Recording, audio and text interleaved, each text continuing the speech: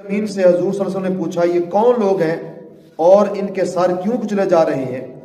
तो जिब्राईल अलैहिस्सलाम ने अर्ज की, हजूर ये वो लोग हैं जिनके सर नमाज की वजह से बोझल रहा करते थे और आज उनको ये सजा दी जा रही है। के अंदर जिनको अपना सर झुकाना बड़ा भारी लगता था, बड़ा मुश्किल था अल्लाह की बारगाह में आके झुकना, दर दर पे झुकते थे। MPA MNA थानेदार वडेरे और डेरों पे जाकर झुकते थे, लोगों के सामने मखलूक के सामने सारा सारा दिन बैठे रहते थे।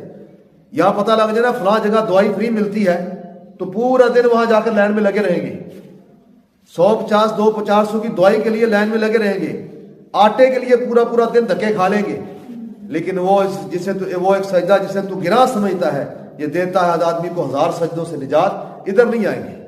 ये वो लोग हैं जिन्हें दुनिया के अंदर अल्लाह की बंदगी बड़ी भारी लगती थी, इन्हों अपने सर झुकाने अल्लाह की बारगाह में बड़े बोझ लगते थे। तो ये उन लोगों के सर हैं जो कुचले जा रहे हैं।